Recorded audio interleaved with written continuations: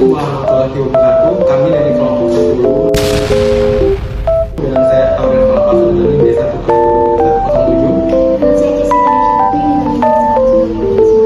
Saya Panji Tribona dengan NIM B1A12241. Di sini kami kelompok 10 akan membahas tentang PHK atau bisa dibilang pemutusan hubungan kerja. Jadi PHK itu juga punya pengertian, jenis, dan juga prosedur dan tidak lupa dengan akibat pemutusan hubungan kerja. Dan jadi untuk pengertian PHK akan dibahas oleh Bang Panji. Baik. Pemutusan adalah tindakan atau proses penghentian atau pembatalan suatu hubungan, perjanjian, atau kontrak secara resmi. Dalam konteks yang berbeda, pemutusan bisa merujuk pada penghentian hubungan kerja atau PHK, pemutusan hubungan kontrak, atau pemutusan komunikasi antara dua pihak. Pemutusan sering dilakukan karena alasan tertentu, seperti ketidaksesuaian, pelanggaran kontrak, atau keadaan darurat yang mengharuskan adanya penghentian hubungan tersebut. Kemudian kita bahas jenis pemutusan hubungan kerja. Jadi untuk jenis-jenis akan dibahas oleh kami.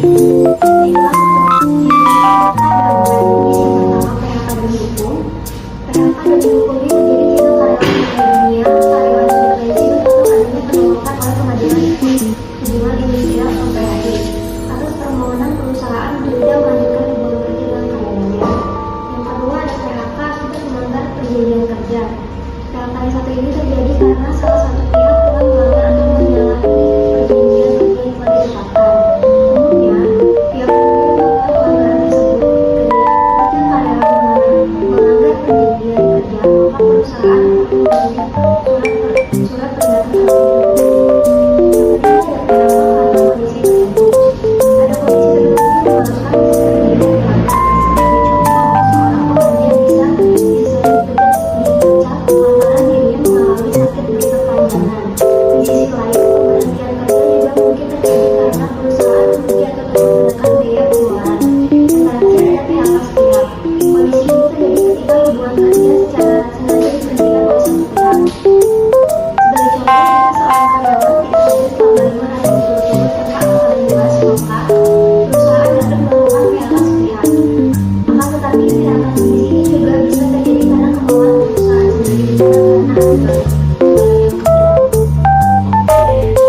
Jadi berikutnya kita bahas tentang prosedur pemutusan hubungan kerja atau PHK. Salah satunya di Indonesia, yaitu pemberitahuan. Seperti yang dijelaskan oleh KPC, yang dimaksud dengan pemberitahuan ini adalah pengusaha harus menyampaikan surat pemberitahuan PHK kepada pekerja atau pekerja paling lambat itu 2 minggu sebelum jadi PHK. Nah, jika PHK dilakukan dalam masa percobaan, surat pemberitahuan harus disampaikan paling lambat 1 minggu sebelum di PHK. Kemudian kedua, alasan. Nah, jika seseorang di PHK itu harus disertai dengan alasan yang jelas dan valid secara hukum, semisal dia tidak datang di tempat kerja selama 5 hari berturut-turut, atau dia melakukan sebuah pelanggaran kerja, atau seperti melakukan tindakan yang tidak pantas di tempat kerja. Kemudian musyawarah. Tahap pertama dalam PHK adalah musyawarah antara pihak karyawan dan perusahaan, di mana maksud musyawarah ini adalah jika seseorang itu ingin di PHK, nah sang pemilik perusahaan atau karyawan tersebut masih bisa melakukan musyawarah atau bisa dibicarakan dengan baik-baik. Kemudian uang pesangon. Nah, uang pesangon ini adalah pengusaha wajib memberikan uang pesangon atau uang pengaruh kerja dan uang penggantian hak yang harusnya diterima oleh karyawan. Jadi misal jika seorang karyawan itu di PHK, dia itu juga berhak mendapatkan uang pesangon atau bisa disebut sebagai uang ganti karena misalnya jika orang itu mendapatkan kontrak untuk bekerja di perusahaan selama 3 tahun, jika dia melakukan pelanggaran kan dia harus ditangkap. Nah, kemarin di PHK itu dia juga dapat diberikan uang pesangon atau uang ganti masa bekerja. Kemudian ada hukum, yaitu adalah karyawan yang yakin bahwa mereka telah diberhentikan secara tidak sah dapat mengajukan keberatan atau protes, yaitu jika karyawan ini tidak diberhentikan secara hormat atau tidak diberhentikan tanpa sebuah yang jelas, maka dapat dilakukan tuntutan hukum oleh pemilik perusahaan. Kemudian ada wajib lapor, yaitu perusahaan harus memiliki wajib lapor secara online di website tertentu. Kemudian klaim manfaat, dan yang dimaksud dengan klaim manfaat ini adalah karyawan dapat mengajukan klaim manfaat melalui website tertentu.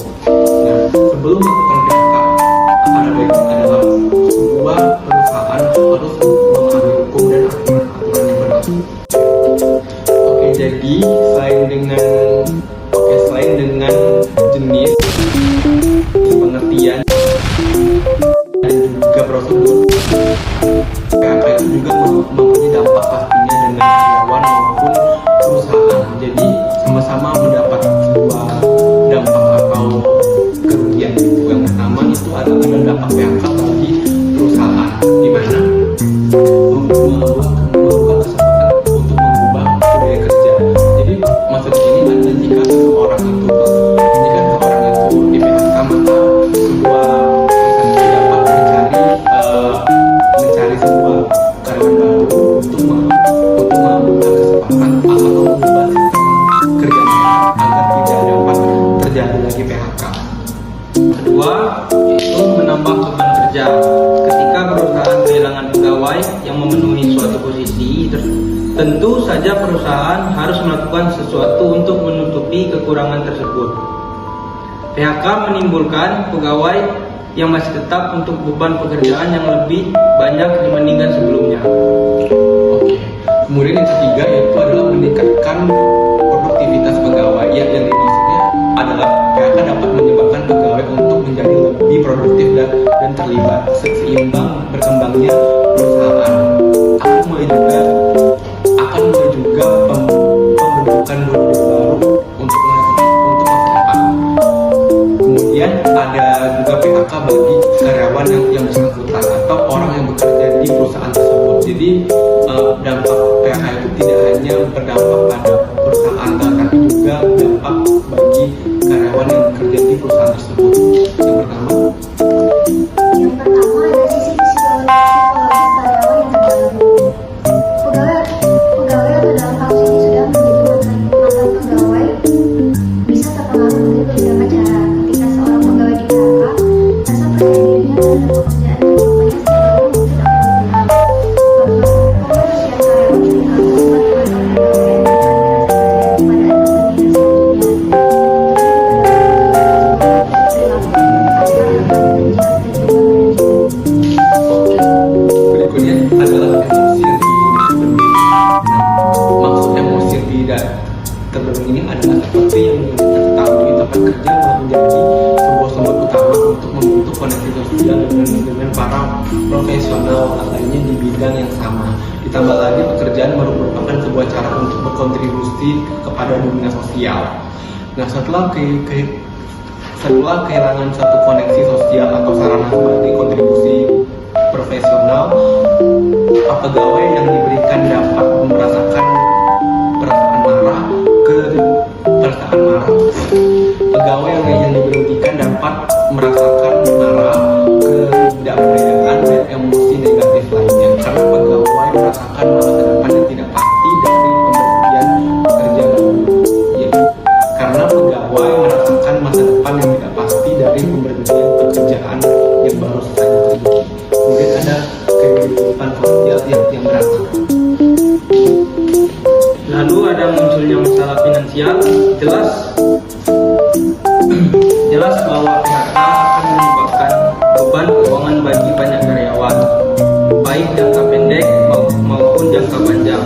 Perubahan status pekerjaan yang tiba-tiba dapat berdampak buruk bagi rumah tangga, menyebabkan hutang yang tidak diinginkan dan tekanan fisik atau mental. Selain itu, setiap pekerjaan baru mungkin tidak sebanding, terutama jika pekerjaannya menerima gaji atau upah yang berkurang secara signifikan.